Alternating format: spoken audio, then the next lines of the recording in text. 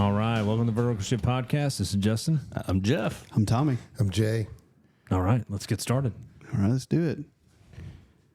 Jay, welcome to the podcast. Thanks for having me. So, Jeff, we do have a complaint we need to bring to you. To me? Yes. About me?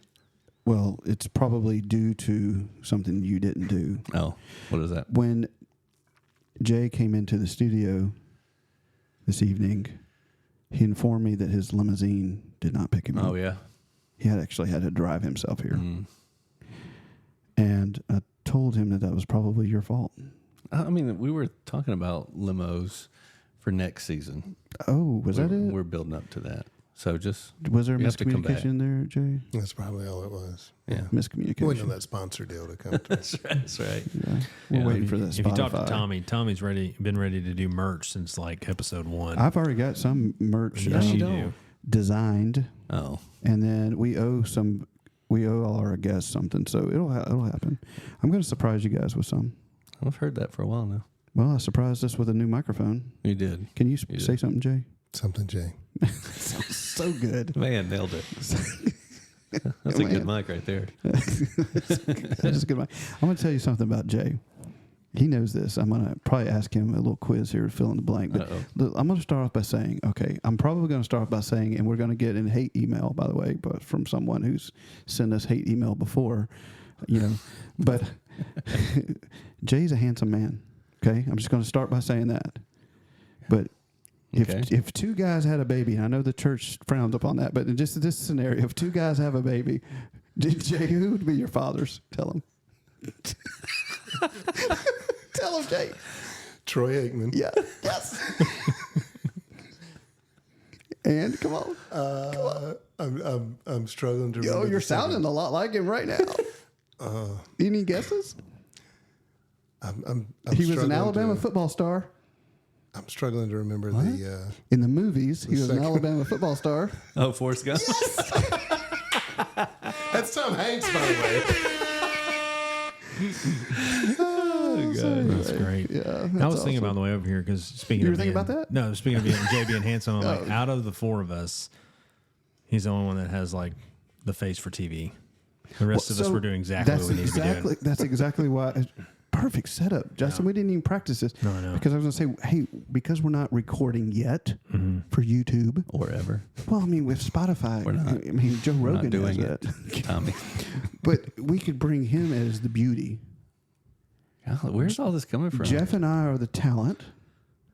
That leaves you to Justin be the is the beast. producer. He's the brains. I feel like you've been thinking about this way too long. I just actually It's just scary, came to me. It actually. just came to me. That's how I'm improv. It just came right to me. Man, that's Wow. impressive. Thank you. Well, you know what else is impressive? What? That Jay is even older than me. So Jay's the oldest one in the room. That's true. That's right. True, he is. Barely. Like reaching up and touching But, the big but- five. Jeff's wife introduced me to her mother as even older than Jeff. Because apparently I was the standard of old before Jay got here. But Jay was even older than me. But hey, who is the youngest in the room and has less hair? The producer. You can't be perfect, right? I mean, none of us can be perfect. But I think one of the things that's most impressive is the love that Jay has for the University of Alabama. Oh, coming from the guy who loves the University of Alabama, bro. I mean, but Jay loves even more. Even more. So, Jay, Well- what did you think about the A-Day game? Did you watch any of the highlights? I read. he knows all the stats. I read a little bit about it. Didn't see any highlights or catch any of it live. I don't know. There was a while there they were telecasting all those Yeah, things. they didn't do this one for some reason. I don't know. But I No. saw highlights. It's on Yeah. YouTube if you want to check it out later. Just Yeah. you know. Just Maybe I read a am the little bigger bit. fan. I'm of the opinion that Keelan is the guy next year. I think he has to be. And I think Mac probably plays, but Yeah. I think Keelan is the guy. Yeah. And I don't know why. I don't know how to tell you why I see what I see. I just know that when Keelan throws the ball, it just looks different. Right. It comes out of his hand different. Thank you, Justin. Speaking of sleepy, hey, why you tap my shoe? Hey, I do have something real quick. This is a breaking news update that Jay is going to witness. Are y'all ready for this? Yeah. no. I have a new email address. Is it longer than the first It one? is it is shorter than the Is it even longer than the last one? It is shorter than the so here's my question though. Do we really want to change it or do we want to keep the long Let's hear it first. Well, if I say it, then somebody might email it. I mean, which if they do, Well, no one's emailed the other one, so well, might be a good first start. well, we had some emails and they were not polite, but I mean, we'll get there. All right. Tommy's not bitter at all. Not at all. No, I'm good. I like it. You ready? Yeah, I think so. We've been So ready. this is one word, no dots, and no www for all those others who critique what I say. Here we go. vshiftpodcast@gmail.com. Yeah, I like it. Yeah. Good job, Tommy. Great if I had some applause. With that, but I mean, I like it. actually, I don't love I it. missed an opportunity right there, like it. Jeff.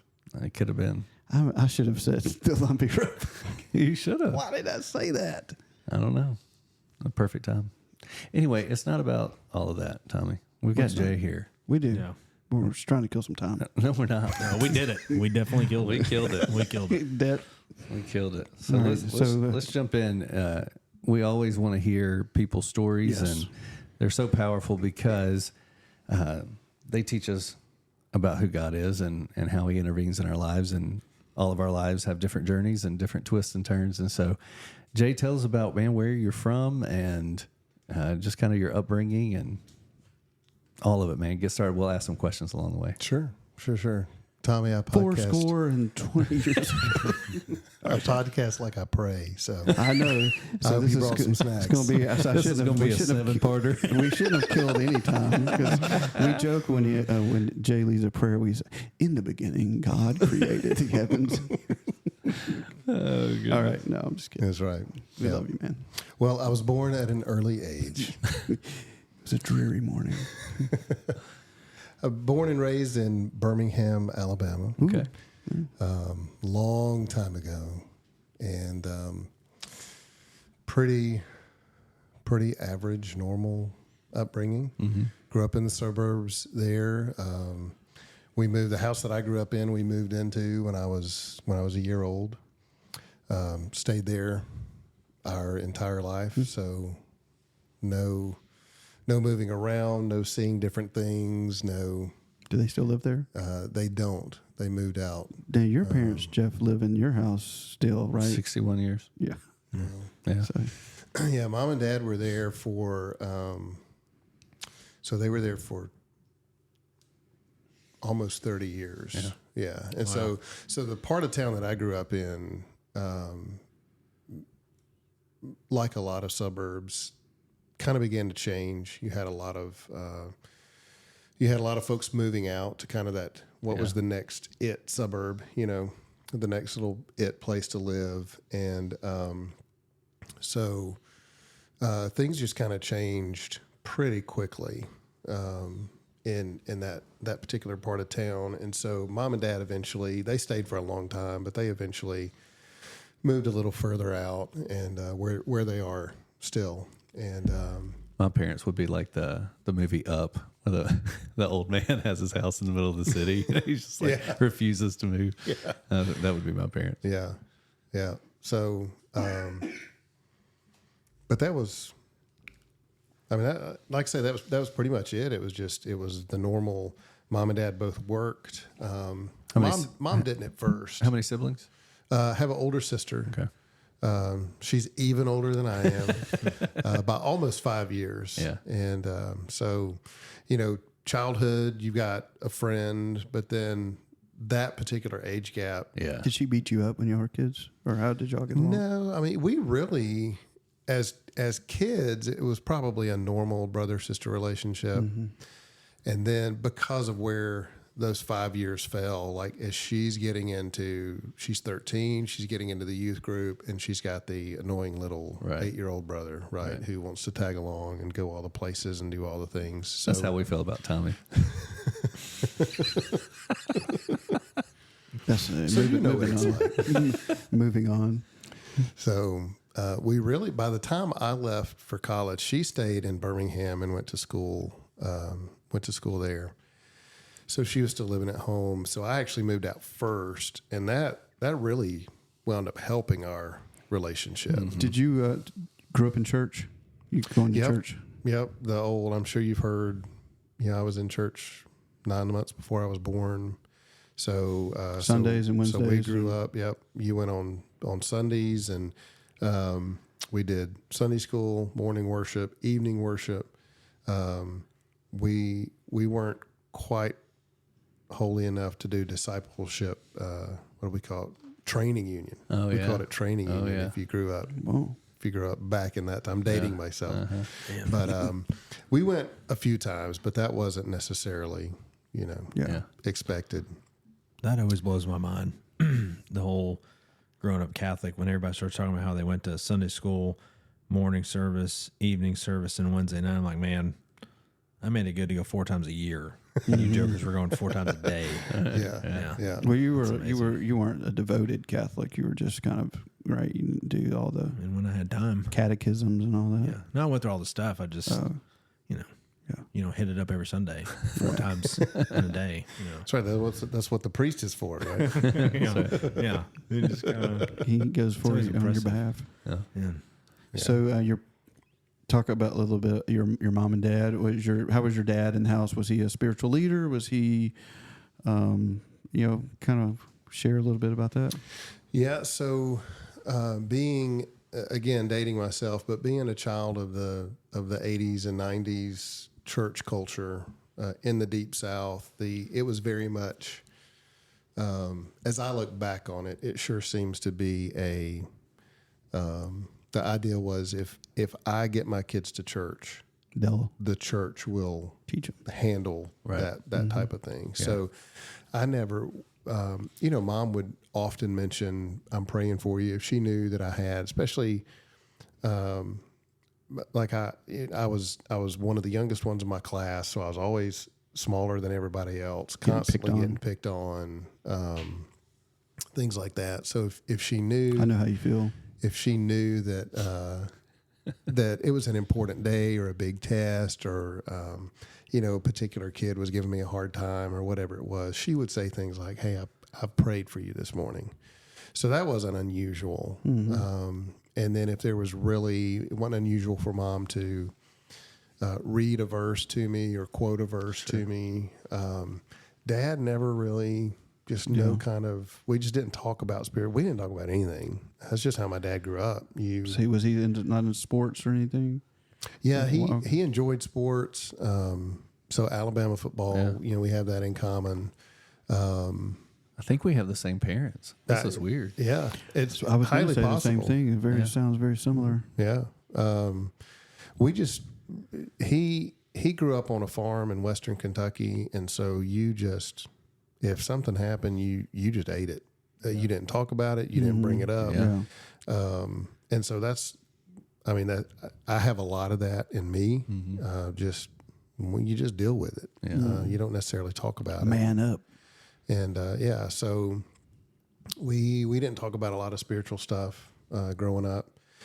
And like I was saying, mom might mention some things here and there, but I mean, we were always at church. There was never a thought on a Saturday night. There was never a thought, I wonder if we're going in the morning. Like you absolutely knew. Yeah.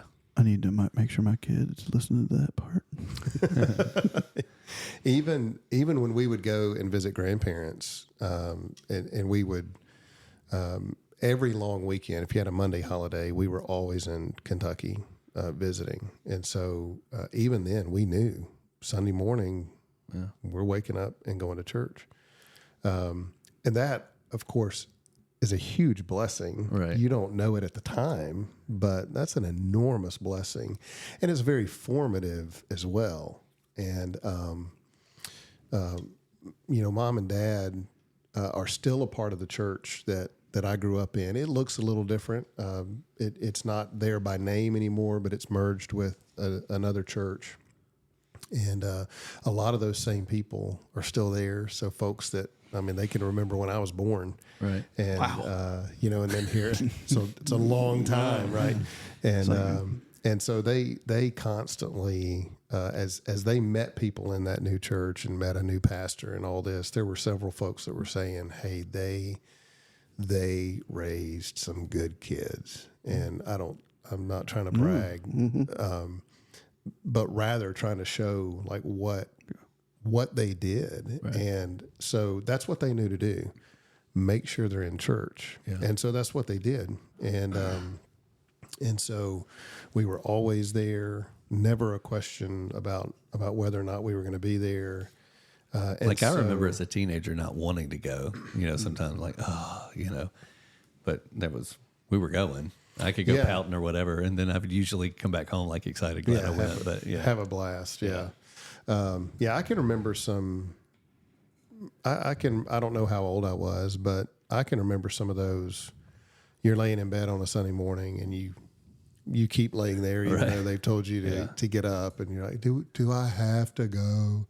But it's Lord's Supper. That's right. But like along those lines, like it was a treat. I remember Super Bowl Sunday every year, and it was a like nervous stomach all day. And do I get to stay home tonight? Because I knew Dad was staying home. Right. The question was, did I get to stay home? Right. And so the first one I can ever remember watching, I think, was San Francisco and Cincinnati. That may have been like 80. He thinks, and maybe it was, and he remembers 83 or 84. I remember getting to watch that one, and then I remember the 85 Bears they were a steamroller. I think they went 15-1 that season, and it wasn't even close. And they would put Refrigerator Perry in goal line situations, and he would truck people, and they absolutely, I think Walter it was 42-10, Payton. in the Super Bowl that year. Got to watch that one. And then I think it was 87. So I don't know how or why, but the Redskins were my favorite team. And seems like they were on television. I didn't know they were good at the time, so that's why they're on TV in Birmingham. Right. And so it seems like every time I would watch football, the Redskins were on. And so I just kind of adopted them. They were my team. Well, they played against Denver one year, 87 or 88. And I remember telling Mom, it's my favorite team. So I got to stay home that year. And then at that point, you're 12, 13, 14. So I think it quit breaking her heart that I wanted she gave up the battle. I wanted to stay home and watch football one Sunday night out of the year. At what point did Dallas Cowboys become your favorite team? That has yet to happen. When Troy Aikman joined. when my doppelganger was the Troy Aikman's a pretty man. So if people think I look like him, both Forrest Gump and Troy Aikman are both very athletic. Yeah, that's true. Yeah. Well, that's true. I mean, I don't know if it helps or not, but Tommy said that he has reverse anorexia. What are you calling me fat? No, I didn't ever say that. That's exactly what he said. Explain what that is, Tommy. Where did that come from? I'm just saying your eyesight is not as good can you help? as it should be. I don't even know what to say. Tommy, explain to everybody what reverse anorexia is. You said you have it. No, I didn't. You said people with anorexia look in the mirror and they see a fat person. Oh, I didn't say you look in the mirror and you see a skinny person, yes, but then you get pictures back and you're like, hold on a minute. I said, who is that? Who is that? I do say that is true. See? Okay, but I don't remember calling it that. But no, and especially in this, because my whole life I didn't have to even watch I was ripped. And were you? Pretty much. And once again, eyesight. Well, I didn't marry up for any other reason than I was a very beautiful young man. This is where we insert that it's important to follow Scripture, because I believe Scripture even says that, like, when it comes to salvation and faith, it's so that no man may boast that we compare ourselves to others. So it really depends who you're hanging around. That's right. I'm hanging around Jeff, and you see what's going on here. He bullies me, and everybody knows that the people who listen, Jeff, you're going to get some. You're going to get. Tell you to quit. Once they find that email that we're using, they're gonna light it up. Which one it is. Yeah. Anyway, I don't know how that got put on me. So You're talking about how beautiful Jay is. Weird in itself. that is weird. I just said you but got weird eyesight, man. Anyway, go ahead. Yeah, I don't have anything else to say. All right, let's go back to Jay. Yeah. Jay, did I make this up, or did your mom play the piano in church? Did I make that up? You made I that made up. that up. Okay. Awesome. So where did your love for the piano come from? My sister started lessons, and at some point I said that I wanted to take two. Okay. And so I started. I could have sworn your mom played. That's weird.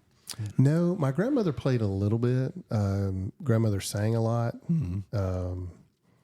and so there's music in the family. I actually think he never sings very loud, and I've never really heard him all that well. But Dad's got. I think he has a nice bass voice. Yeah. He just doesn't sing very loud. Yeah. And Mom loves to sing. She would be the first to tell you that she can't. Right. But she loves to sing. And so, again, it's just another one of those examples. Like we didn't just go to church. Like I could look over to my right and Dad is singing. I could look to my left and Mom was singing. So when it was time to sing, we sang. When it was time to take notes, we took notes. And so it wasn't just that they had us in church. They were active participants. Sure. And so, Mom served in the nursery, and Dad would serve on the security team. He would usher some. So they were active as well. Right. It wasn't just go to church. And I think that's so important. We go back to, hey, you look forward to going to church on a Sunday, or you kind of like, do I got to go? Is it Super Bowl Sunday? Let me take off, or Lord's Supper. Is those who are plugged in and involved, because it gives you a purpose. Mm-hmm. That's when you feel like an active participant in the body of Christ instead of a sideline observer. And so, that's one thing that for me was key to, wanting to come to church. Is I wanted to be involved and use something that the Lord has given me to help, promote His word and help share His word and help, encourage someone too. And so that was kind of Jeff, what you mentioned, sort of a secret way of saying that, hey, Jay is very musically inclined. We haven't gotten there yet, but he plays the piano, he sings. What else? Do you play other instruments? I know you don't play the drums. No, not a drummer. I played alto saxophone in high school, and so I could, if I got my chops back, I could. Yeah. But Jay's a good singer too. So, Well, thanks. Yeah. So that started at what age? When did you start taking lessons? I started piano at 7 years old. Wow. And I think people that start off playing like a piano, because you're hearing the notes all the time, does singing come a little easier because you can kind of so. Because I didn't, obviously. Clearly. But I play the drums, and there's Just run around yelling at everybody. Kind of just speaking in a very monotone. Me and Tommy speak drumming. Yeah. He's like, hey, can you put that? We need a little more like a rather than a Yes. We know what we're doing. Yeah, they have no clue what we're talking about. So, We don't speak it. yeah. Yeah. So 7, you started playing the piano. 7 years old. Formal lessons at that time. Yeah, formal lessons. The thing about piano is you have to learn to read music. Yeah. And so that does help you as you branch out to other instruments or singing or whatever it might be. You have to learn to read music, and then you have to start learning theory. I don't know that Stevie Wonder read music. He probably didn't. He would be like one of Ronnie Millsap doesn't read music. Ray Charles. So there's a handful of them. They just had it, man. They just had it. Yeah. I feel like that's definitely. I just wanted to. I didn't want to call you out, but there's some you don't There are have probably to read exceptions to the music, rule. but most normal people. Okay, That's right. All right. That's right. I'm sorry. So the thing that you don't like is theory. You don't like learning your Right. Oh, it's scales. You terrible. don't like practicing your cadences. Nobody enjoys that kind of stuff. But then once you start making the connection of how, so that it is the language of music, like how are you going to how are you going to speak another language if you don't take time to learn the vocabulary and learn how to put it all together? And so you have to learn theory and you have to learn music.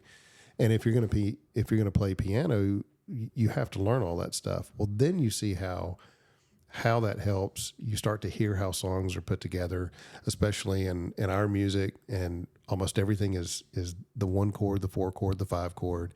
You throw a 6 in there for a little bit of color. Mm-hmm. If you're really good, you might borrow, you might use a borrowed chord or a certain kind of inversion to make a certain sound. Yeah. But you learn all of that stuff as you learn to play piano. So you're not just learning an instrument, you're also learning music. So let me say this.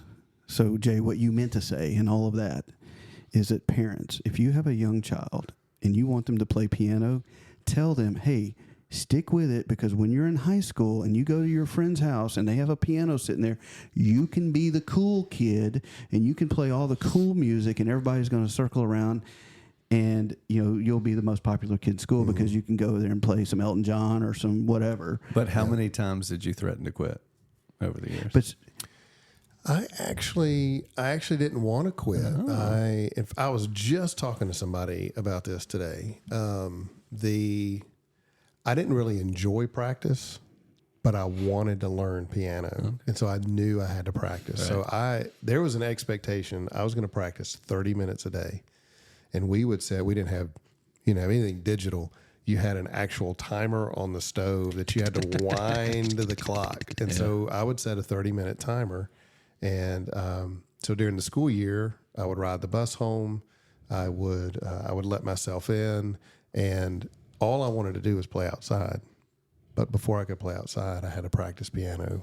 Any metronome? Minutes. Do you ever practice with a metronome? Had like the old school actual metronome with the weight on the stick that would click out your tempo. Yeah. So what I said earlier, is it true for you? So as you get into high school, because you start playing at 7, by the time you're in high school, you can play piano, I'm assuming, fairly well. Mm-hmm. You go to someone's house, they have a piano, it's like, yeah, I can play a little bit. And you're like hitting up some. Yeah, you throw down a little bit, yeah. And then people are like, oh.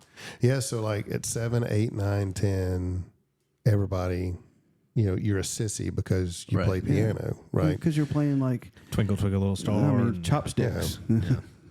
There's not much to it, but in 6th grade, at 11 years old, I don't remember if I closed out the talent show. Beethoven's Fifth, but even better, Peter Cetera, Glory of Love from Karate Kid 2. Oh wow!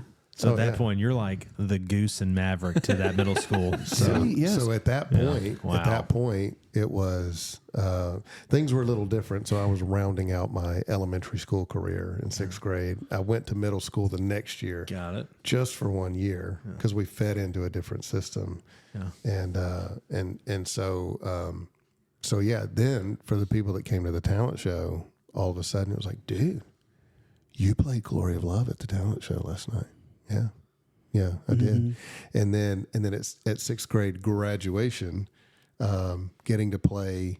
There was another girl who played, took from the same teacher, and so I took 15 minutes, and she took 15 minutes, and we did the pre-service music, and so you break out all the stuff. There's some stuff that it sounds really impressive, but it's really just an exercise in theory. It's blocked chords and then broken chords, but you run up and down the keyboard. So it sounds super impressive. It's like Pomp and Circumstance meets like Guns N' Roses November Rain. Exactly. Got it. Exactly. That was my jam. Dude, I love that song. Man, like I just pictured Jay just I had this rain coming down. That's what I'm telling you. So parents, again, if you want your kids to play piano, tell them that. Yeah. Tell them, hey, you are going to be the cool kid. Yeah. Hey, you want to meet some girls? Learn to play the piano. You can be Axl Rose. You're not good on the football field? Learn piano. And until my voice changed, I could do. Don't be Axl Rose. Sweet Axl Rose. Yeah. That was probably what, 10, 11 years ago. It took a while. It took a while. Yeah. So through high school, walk us through. So high school years, were you involved in anything? Did you play sports in school? I played like church league, rec league type Okay, stuff. so no, you didn't. So I love sports, particularly basketball. Love to play basketball. Yeah, we still play today. And we still play today. Yep. And Not bad for your age. that's right. That's right. So shooting in the driveway, that sort of thing.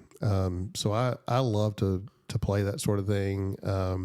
But folks wouldn't let me play. Like I said, I kind of grew later, so I was always smaller than everybody. So folks wouldn't let me play football. So that wasn't really an option.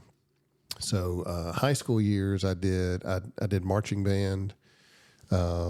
And Saxophone. then of course that rolled into, alto sax, and that rolled into concert season. And so I did band all through high school. How about church in high school? Were you same old thing, just going every Sunday, or did anything change? There every Sunday, there every Wednesday. So when I was 8 years old, there was the walking of the aisle, shaking of the hand, praying of the prayer.